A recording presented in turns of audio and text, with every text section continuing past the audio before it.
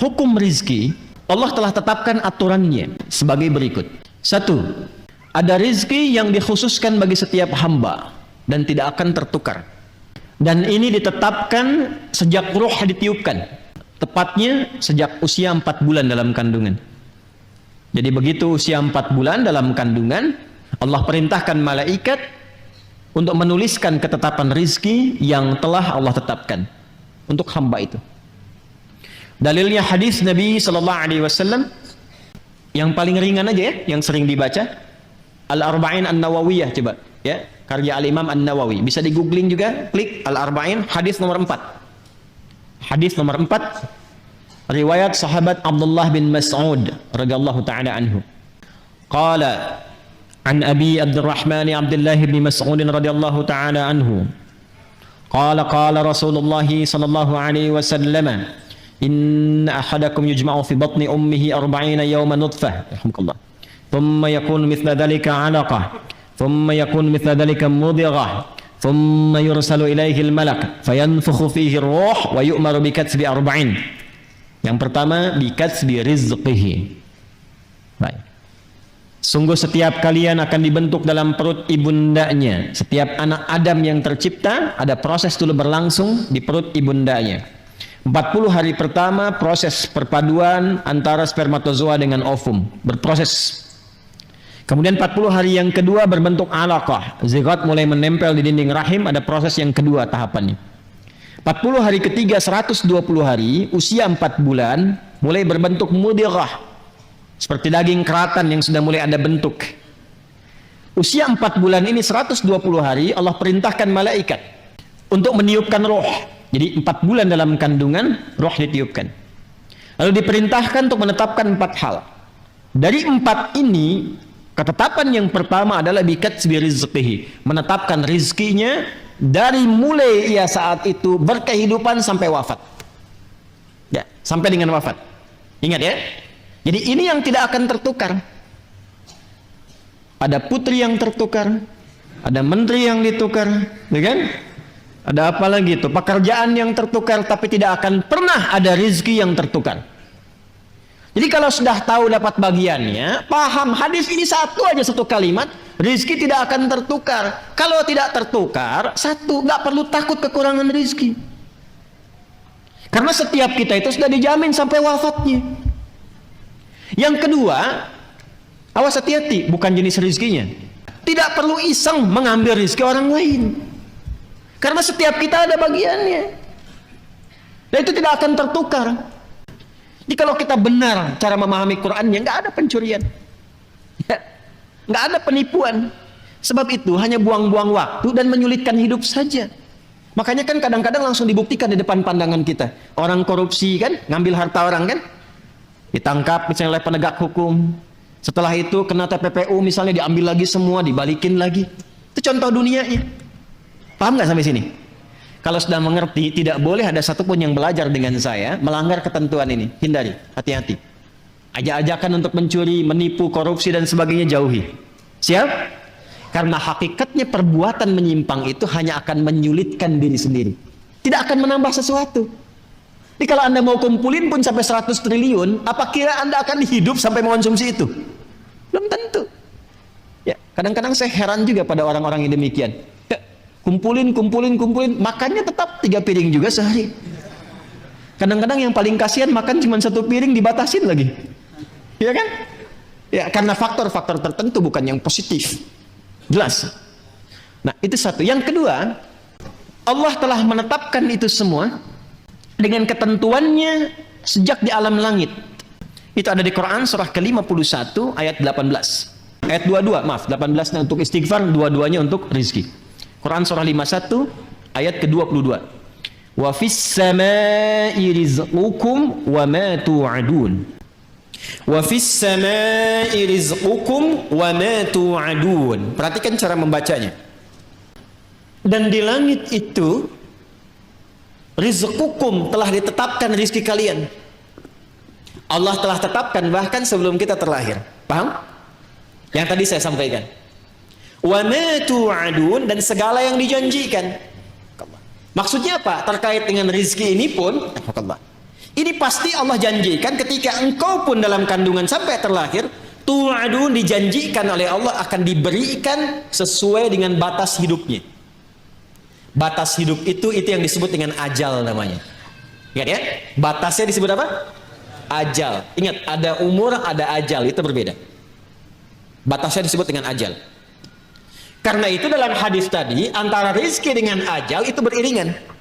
Bikatbi rizqihi wa ajalihi. Allah memerintahkan malaikat sejak anak berusia 4 bulan dalam kandungan ibundanya, ditetapkan rizki yang bersamaan dengan waktu berkehidupannya, ajalnya. Misal ya, misalnya ditetapkan ajalnya 60 tahun.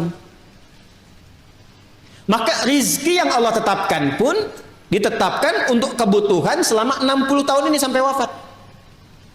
Kalau sudah tiba ajalnya, maka selesai rizkinya. Ya, wafat ia, kembali kepada Allah, nggak bisa maju, nggak bisa mundur, tetap di sini. Sesuai dengan waktunya, sesuai kuotanya. Itu ada di Quran surah ke-7 Al-A'raf ayat 34. Walikulli ummatin ajal. Fa'idha ja'a ajaluhum la yastakhiruna sa'atan wa la yastaqdimun. Semua umat yang berkehidupan di bumi, bukan 1-2 orang, Allah telah tetapkan batas hidupnya. Kalau sudah tiba ajalnya, batas hidupnya selesai, maka tak bisa dia mohon untuk diundurkan atau bahkan dia ingin dimajukan. Selesai sesuai dengan ketetapan. Jelas? Nah, rizki yang Allah tetapkan itu, ini sesuai dengan ajal. Cara mengisi ajal itu yang disebut dengan umur namanya. Di umur cara kita mengisi dengan ajal itu batas usianya. Paham? Nanti lain waktu kalau sudah masuk ayat tentang umur baru saya terangkan apa itu umur ya. Nah, sekarang rizkinya ditetapkan di langit. Kita diberikan tugas di mana? Di bumi, al-ard. Dijanjikan oleh Allah, diturunkan ini, diberikan kepada kita. Kita hidupnya di sini, rizki ditetapkan di langit, diturunkan di bumi. Baik ya, sekarang kita di mana? Di Masjid Al-Ihsan. Bumi kan luas. Ya, kita di mana sekarang? Di Masjid Al-Ihsan. Pelan-pelan. Kita ada di Masjid Al-Ihsan, Jaka Setia. Ambil besarnya Bekasi lah. Itu pun selatan gitu kan? Ya kan? Belum yang timur, yang utara, yang barat kan? Ya itu pun selatan. Itu Bekasi. Anda bisa bayangkan nggak? Itu pun masuk Jawa Barat. Itu pun masuk Jawa. Ya kan? Kalau negaranya apa? Indonesia. Apakah di bumi cuma Indonesia saja? Tidak ya? Anda bisa bayangkan satu Indonesia saja ada berapa titik? Ada berapa pulau? Ada berapa kecamatan, kelurahan, berapa desa dan sebagainya. Nah, yang ingin saya sampaikan adalah Allah sudah jamin dimanapun kita berkehidupan, Allah tetapkan rizki itu akan diturunkan, akan diberikan. Nah, yang perlu kita tahu, kita harus bertanya, ya Allah, bagaimana cara engkau menurunkannya supaya aku bisa mengetahui aku telah mendapatinya? Paham? Maka Allah turunkan kepada kita lewat ketentuan yang disebut dengan ikhtiar itu namanya. Maka turunlah Quran surah ke-2 Al-Baqarah ayat 168. Sudah? Ini hukum umum. Bagi siapapun manusia di muka bumi yang berkehidupan, ini hukumnya. Kalau ingin dapatkan rezeki, ini ada caranya. Ini yang umum dulu ya, yang umum dulu. Ya ayyuhan nasu, ada? Kulu mimma fil ardi halalan thayyiba. Kan F1 sama dengan F2 kan? Gaya gerak sama dengan gaya dorong. Apa yang didapatkan itu yang keluar, gitu kan? Dan seterusnya. Nanti banyak kalau fisika bisa kita turunkan lagi. Ada hambatannya, ada macam-macamnya, ada tantangannya. Hukum Pascalnya kan apa? F sama dengan P kan? Gaya berbanding lurus dengan tekanan kan? Iya kan? Jadi kalau Anda bergaya ingin tampil, ingin keluar, akan selalu ada tantangan-tantangan di depan. Dan semakin banyak gaya, semakin banyak tantangan. Ya kan? Semakin banyak gaya, semakin banyak tantangan. Semakin ingin bergaya, semakin banyak tekanan. Kan F berbanding lurus dengan P. Ya, belajar fisika ya? Baik. Nah, itu hukum pertama. 2, Ustaz, ya Allah, kami beriman. Apa manfaat iman kami untuk rizki kami? Ini mahal ini informasinya, karena dari Quran langsung. Apa manfaat iman kami untuk rizki kami? Maka bagi insan beriman dipindahkan oleh Allah ayatnya dari hukum umum ke hukum khusus. Pertanyaannya sampai malam ini waktu Indonesia bagian barat ini dari Bekasi, kita semua, kita udah masuk ke hukum ini belum? Pertanyaannya begini, kita beriman tidak? Beriman. Sekarang Allah turunkan hukum khusus bagi insan beriman yang tidak berlaku umum. Kalau kita ikuti, maka terjawab pertanyaan kita, ya Allah, apa manfaat iman kami kepadamu yang hubungannya dengan rizki? Ya. Dampak iman kami terhadap rizki apa? Maka diturunkanlah ayat 172 di surah Al-Baqarah itu. Yang tadi 168 sekarang pindah ke 172. Paling kiri agak ke atas sedikit ya. Maka yang tadi ya ayyuhan nasu, yang ini ya ayyuhalladzina amanu. Sudah beda ya? Yang Al-Baqarah 168 ya ayyuhan nasu. Al-Baqarah 172 ya ayyuhalladzina amanu. Jelas? Hei semua yang telah menyatakan dirinya beriman. Kulu tetap sama dulu. Ikhtiarnya sama. Jadi bukan berarti sudah beriman gak ada ikhtiar. Tetap kamu pun kalau sudah beriman tetap hukum ikhtiar berlaku kata Allah. Yang gak bisa, ya Allah, asyhadu an la ilaha illallah, asyhadu anna Muhammadar Rasulullah. Jatuh emas 10 kilo dari langit, pum. Gak begitu. Tetap ikhtiar, kulu kerja juga. Tapi perhatikan cara bekerjanya insan beriman. Ini yang ingin saya maksudkan. Dan ini bukan sesuatu yang menghasilkan keluhan. Jadi kalau kita sudah mengerti dan benar-benar beriman, ikuti ayat ini, perhatikan jaminannya. Kulu min thayyibati ma razaqnakum. Yang ini ya ayyuhalladzina amanu spesifik untuk insan beriman. Pada hukum umum ya ayyuhan nasu kulu mimma fil ardi, hukum ikhtiarnya dibuat oleh Allah Subhanahu wa taala dengan hukum umum yang rizkinya akan turun berdasarkan dengan kerasnya ikhtiar. Semakin tinggi ilmunya, semakin banyak kerjanya, semakin juga berbanding lurus dengan rizki atau kuantitas rizki yang didapatkan. Jadi kalau kerjanya makin keras, ya kan? Makin kuat, makin disiplin, makin banyak waktunya, maka demikianlah kuantitas rizki makin datang, makin banyak, makin banyak, makin banyak. Bagi insan beriman, Allah rubah hukumnya. Perhatikan, kulu min thayyibati, dihapuskan kalimat mimma fil ardinya. Kulu min thayyibati ma razaqnakum, dan yang paling dahsyat diganti kata mimma fil ardi dengan kalimat ma razaqnakum. Perhatikan cara menerjemahkannya. Kalau kita baca Quran, bacanya begini, ya ayyuhalladzina amanu kulu min thayyibati ma razaqnakum. Tapi kalau kita terjemahkan, cara membacanya begini. Hai semua insan beriman, ma razaqnakum, telah banyak aku siapkan. Dengan keagunganku aku telah siapkan rizki untukmu. Jelas? Paham gak sampai sini? Nah, bagaimana cara mendapatinya?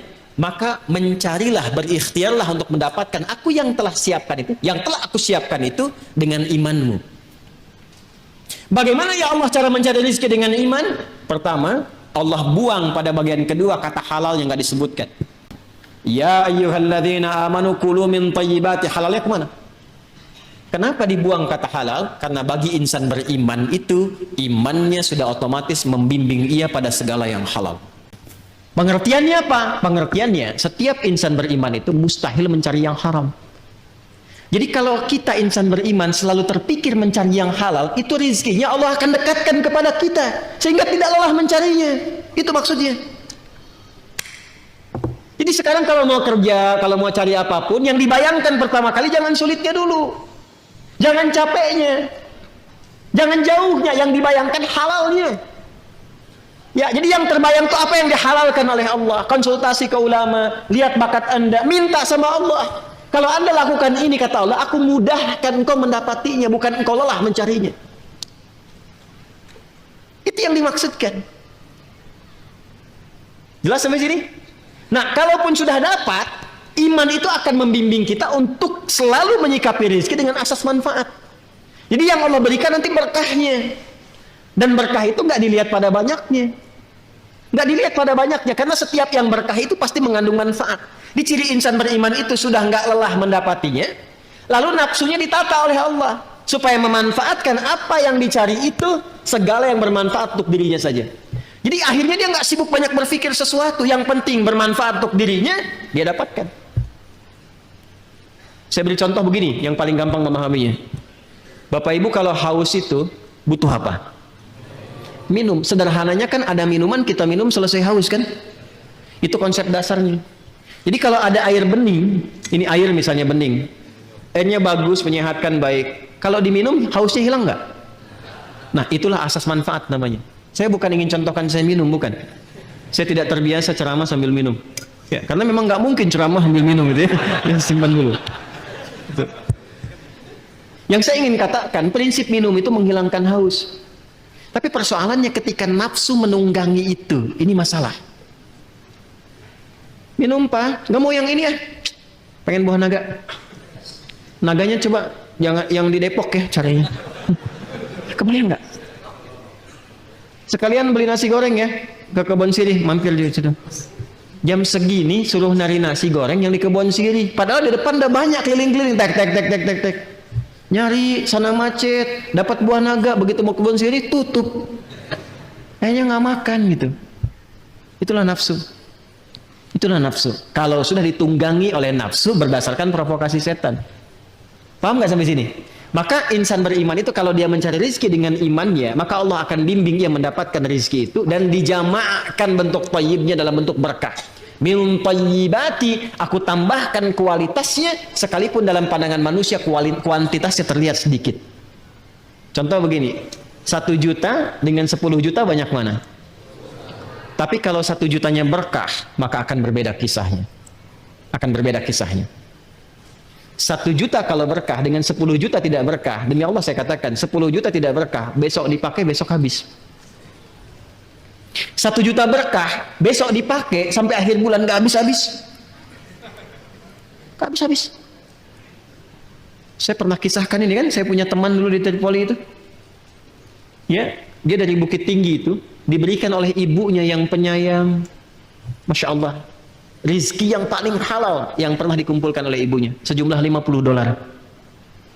Ia berangkat teman-teman sampai di Tripoli selama 4 tahun itu nggak habis $50 itu dan nggak pernah terpakai $50 sampai dia berazam mohon pada Allah, saya ingin ganti perjuangan ibu saya memberi saya ini dengan menghajikan beliau, dan dikabul oleh Allah. $50. Mencobalah main ke daerah-daerah. Kadang-kadang memang mesti kita ke desa-desa, rindu suasana itu. Cobalah, Masya Allah. Hidup dengan 100.000, 200.000, 1 bulan cuma 300.000. Tapi kalau kita datang tuh ikan ada, buah ada, kayaknya nggak pernah ada masalah, senyum gitu. Ayo damang, Alhamdulillah saya Pak, Masya Allah, ayo kan dia tuang. Jadi Masya Allah, makan dengan sambal aja, dengan kecap, dengan kayaknya enak gitu kan. Saya pernah diajak oleh salah satu jamaah itu, satu tempat, beliau punya tempat di Garut. Ini kisah nyata, kakeknya itu baiknya luar biasa. Ini nyata ya, saya nggak pernah cerita mengarang gitu. Itu kakeknya punya lahan, selalu ditanami buah-buahan. Bahkan yang punya tetangga pun beliau kasih itu benihnya. Sampai cucunya yang dekat dengan kami, sampai bingung nanya, kayak kenapa harus tambahin begini? Nggak apa-apa, yang penting manfaat. Sampai sekarang, teman-teman sekalian, itu Masya Allah. Kalau sudah tumbuh kayak alpukat itu nggak kenal musim. Dia selalu tumbuh di musim manapun, dan kalau sudah habis muncul lagi buahnya. Itu besar buah alpukatnya itu bisa sebesar cangkir kelapa itu. Lalu ikan-ikannya tuh, Masya Allah, ikannya ada, airnya mengalir dari Cipanas hangat gitu ya. Itu selalu seperti itu, berkah, baik. Itulah keberkahan. Jadi kalau datang ke sana, ikan tinggal mancing ngambil sendiri, alpukat ada, kelapa ada, dan itu sesuatu yang sangat indah, uniknya nggak habis-habis. Kan siapa yang menjadikan itu? Allah kan? Tadi hukumnya kan, fa akhraja bihi minas samarati rizqan lakum. Jadi sebetulnya kalau kita mencari pakai iman, dunia ini nggak jadi beban. Yang jadi beban itu nafsu. Iya kan? Ya, yang jadi beban itu apa? Nafsu. Pakaian fungsi menutupi aurat, tampil dengan baik. Tapi kalau semua model ingin dimiliki, capek kan? Cuman sekedar beli daster harus ke Paris. Padahal Citayam mungkin banyak gitu kan?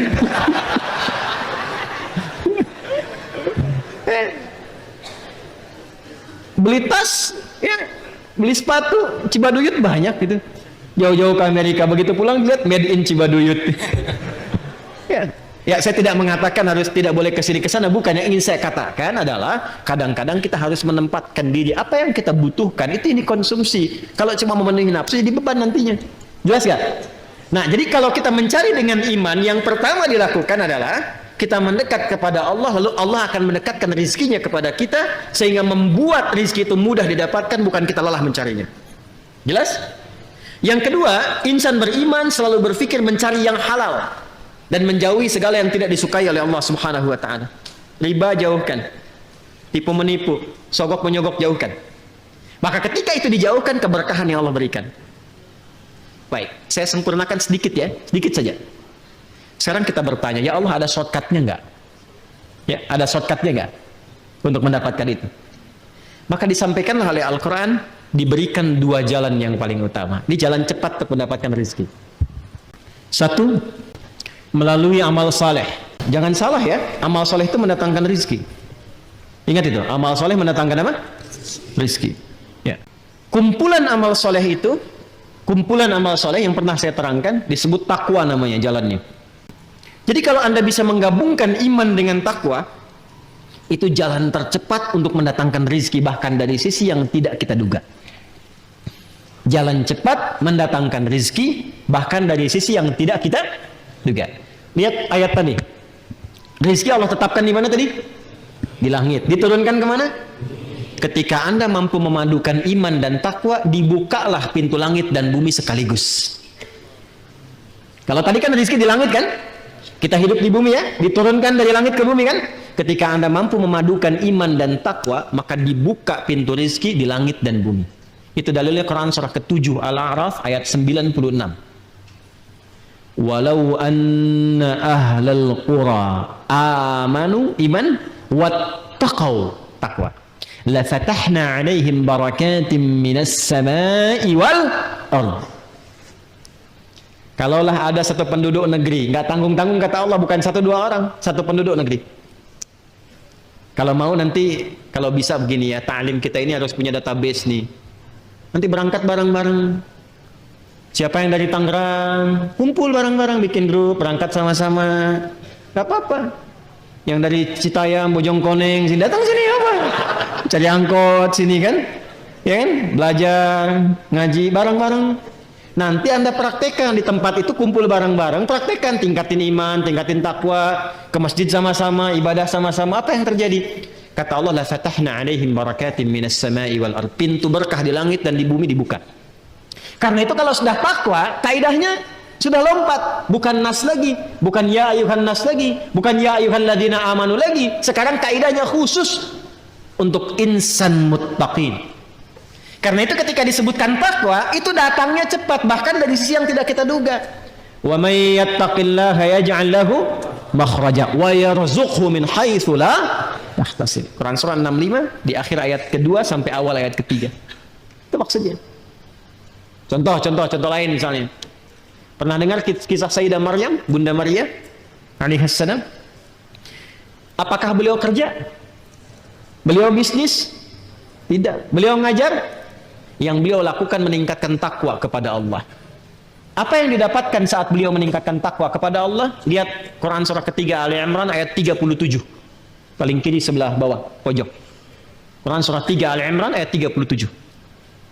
فَتَقَبَّلَهَا رَبُّهَا بِقَبُولٍ حَسَنٍ وَأَنبَتَهَا نَبَاتًا حَسَنًا وَكَفَّلَهَا زَكَرِيَّا كُلَّمَا دَخَلَ عَلَيْهَا زَكَرِيَّا الْمِحْرَابَ وَجَدَ عِندَهَا رِزْقًا قَالَ يَا مَرْيَمُ أَنَّى لَكِ هَذَا قَالَتْ هُوَ مِنْ عِنْدِ اللَّهِ إِنَّ اللَّهَ يَرْزُقُ مَنْ يَشَاءُ بِغَيْرِ حِسَابٍ.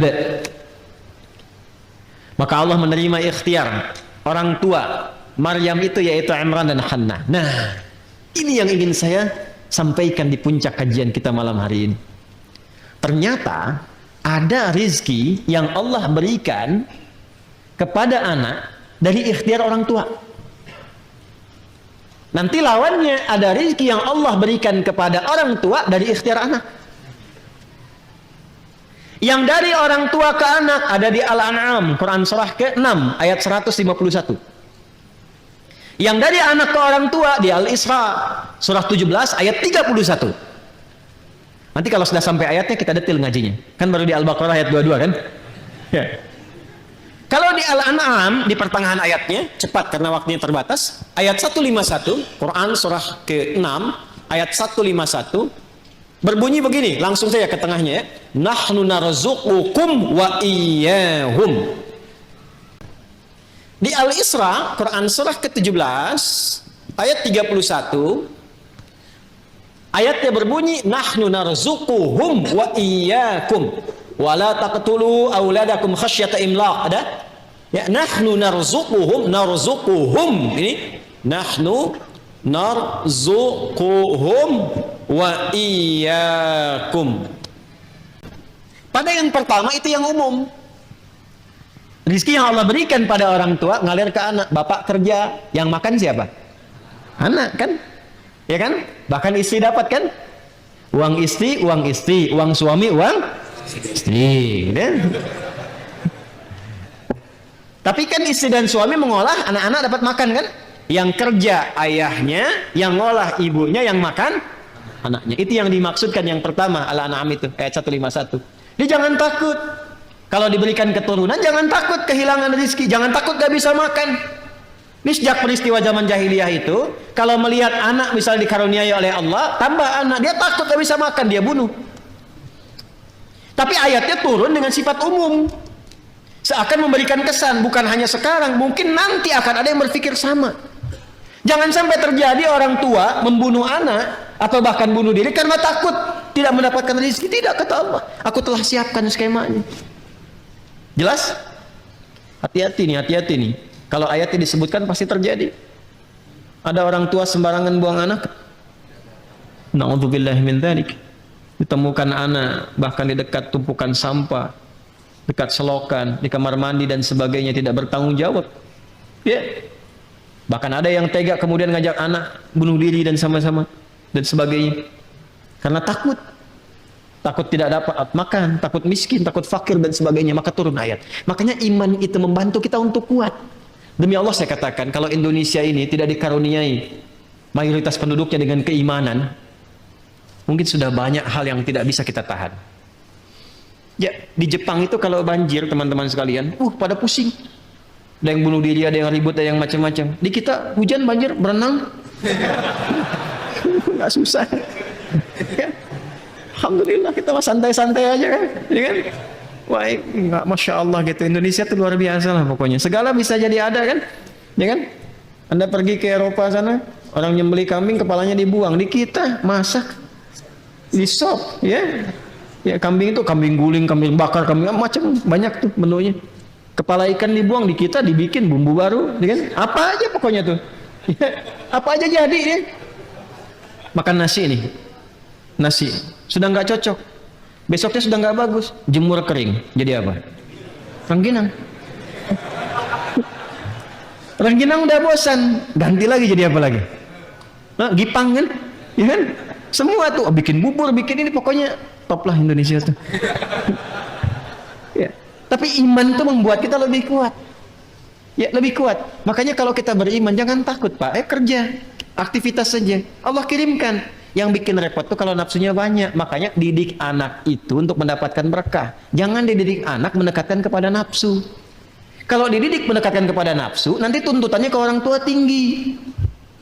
Ya. Anak Umar bin Khattab itu anak presiden. Pakaiannya bolong.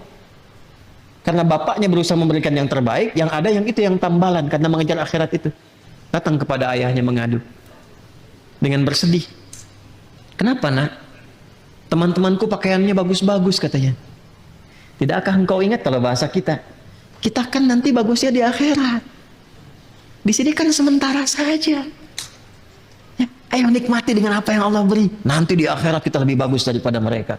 Itu bisa balik lagi dengan tertawa. Bisa nggak bikin begitu tuh? Permen. Mobil.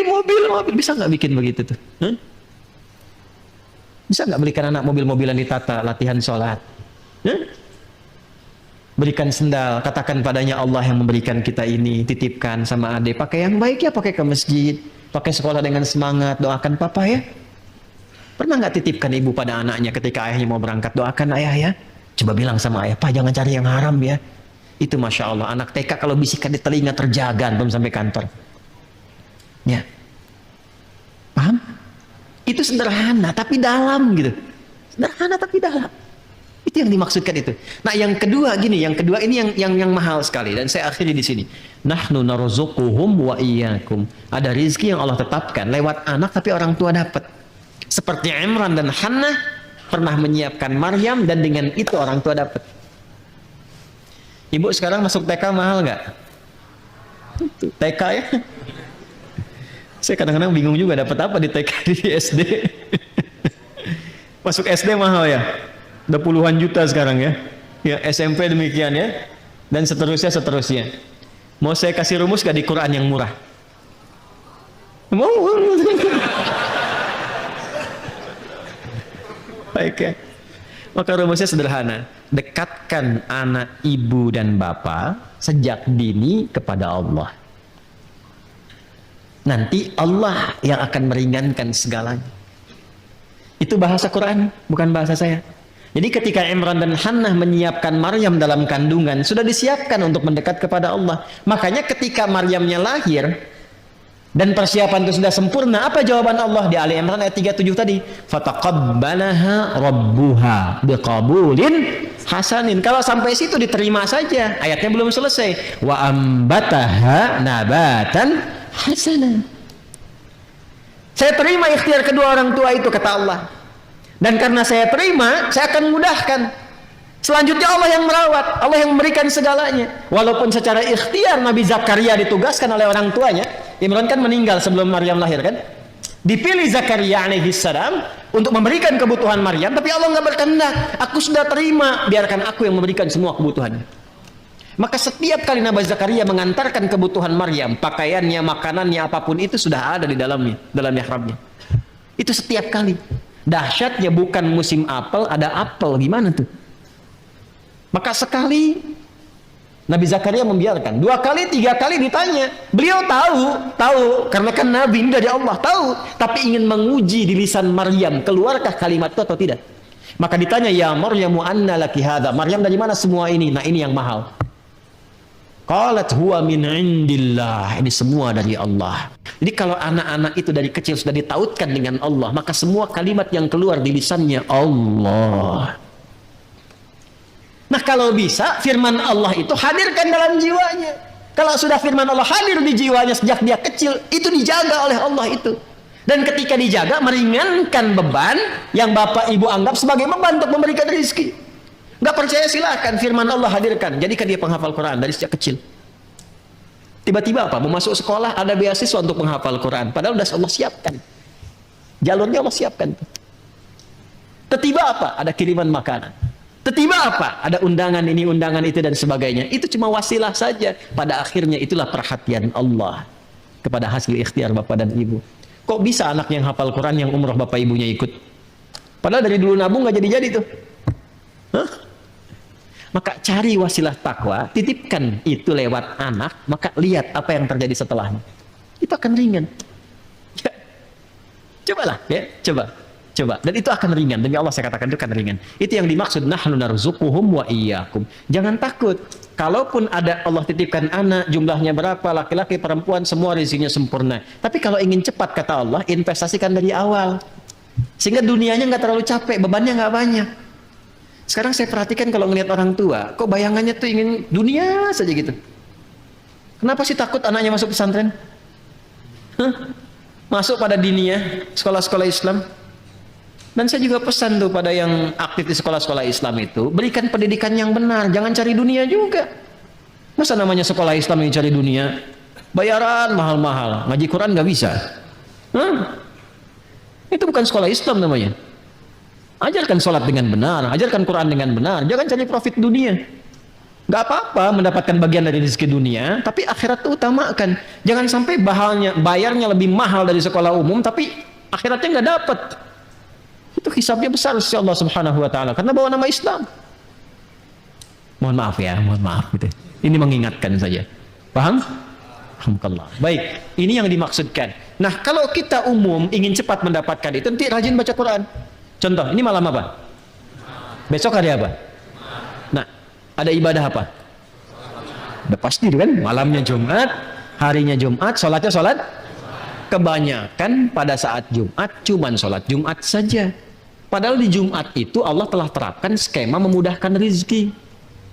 Kan ayat Jumat itu, sholat Jumat kan 11 ayat, bukan cuma 1 ayat. Kenapa ngajinya ayat 9 aja, 10-11 yang nggak dibaca? Coba deh buka Quran surah Al-Jumu'ah, surah 62, ayat 9 sampai 11. Jangan cuma 9 aja. Kalau 9 cuma kewajibannya. Ya ayyuhalladzina amanu idza nudiya lis-salati min yaumil jumu'ati fas'au ila dzikrillahi wa dzarul bai' dzalikum khairul lakum. Baik. Teruskan, jangan cuma sampai sini. Fa'idha ayat 10, fa'idha qudiyatis salatu. Tuh. Itu skema ikhtiarnya. Ya, fantashiru fil wabtaghu min fadlillah. Tahan sampai situ dulu. Ayat 11 yang baca. Itu bagian rizkinya. Ikhtiar ayat 10, rizkinya ayat 11. Wa idza ra'au tijaratan aw lahwan faddu ilaiha wa tarakuka qa'ima qul ma indallahi khairum minal lahwi wa minat akhiri wallahu khairul raziqin. Kan ayat 11 ditutup dengan kalimat Allah yang terbaik yang memberikan rizki. Apa kaitan Jumat dengan rizki? Jadi ternyata datang Jumat itu bukan hanya duduk mendengarkan khutbah, kadang-kadang ngantuk, sholat, lantas pulang. Bukan cuman itu. Memang kalau begitu gugur Jumatnya, kewajiban gugur. Tapi fadilah Jumat yang banyak gak dapet. Apa yang diantara yang banyak itu? Ternyata ada kaitan dengan kemudahan rizki. Kata Allah tuh kalau Anda datang Jumat, kenalan. Siapa yang duduk samping kanan kiri Anda itu? Ya, berkenalan. Setelah itu apa? Saling mengisi dalam kebaikan. Sebelum menyebar tuh tanya-tanya dulu. Anda mahasiswa sedang ada tugas apa, kenalan, mungkin ketemu dosen pakar tertentu, dibantu. Anda sedang cari peluang, belum punya pekerjaan, mungkin yang datang itu yang bos perusahaan tertentu, sedang cari peluang macam-macam. Anda sakit belum bisa berobat, mungkin ketemu dokter. Itu kan rizki. Ke rumah sakit baru daftar udah bayar, ketemu dokter langsung kasih resep. Kadang-kadang saya anterin ke rumah obatnya. Indah kan? Makanya nggak pernah terjadi kalau Jumatan di masa Nabi kecuali semua selesai kebutuhannya. Jumat itu Jumat solusi. Makanya disebut Jumat. Jumat itu bukan cuma kumpul. Kalau kumpul di lapangan juga kumpul. Halo? Di SCBD kumpul tuh. Di stadion kumpul. Lu apa bedanya dengan Jumat? Halo? Kenapa saya sebut SCBD jadi pada ketawa? Ya. Jumat itu kan seakar dengan kata al-jamu, sifatnya Jum'ah. Yang kumpul al-mujtama' al-islami. Yang dibahas as-syu'unul ijtimaiyah. Ya artinya apa? Datang, duduk, kenali siapa yang datang, kemudian setelah itu perhatikan semuanya. Itulah Jum'ah. Ya kalau dapat begitu, ibadahnya enak, nyambung dengan Allah, diberikan akses, rezeki dapat. Makanya kata Allah kalau udah dapat akses begitu, menyebar kalian setelah Jumat. Cari keutamaan yang telah Allah titipkan. Jadi kalau aksesnya sudah banyak, linknya sudah banyak, telepon sana sini, kerja disatukan, dapat rezeki tambahan. Halo? Iya kan? Ya, bangun itu. Jadi Islam tuh kalau dipraktekkan, makanya jangan hanya simpan Islam di aspek ritual saja. Islam tuh ada di sosial, Islam tuh ada di pekerjaan, ada di kantoran, ada dimanapun yang bisa kita praktekkan dalam kehidupan. Itu yang dimaksudkan rizqal lakum. Paham ini? Ya kalau sudah paham, Allah baik tidak? Allah sayang tidak? Baik. Kalau yang ada yang menyayangi kita, ada yang baik pada kita, boleh nggak kita kecewakan? Hah? Boleh nggak kita khianati? Maka Allah tegaskan, fala taj'alu lillahi andada wa antum ta'lamun. Kalau sudah paham itu semua, aku baik, aku perhatian, aku siapkan kebahagiaan, kesenangan untuk kalian, maka jangan sekali-kali kalian mengkhianati aku, kata Allah.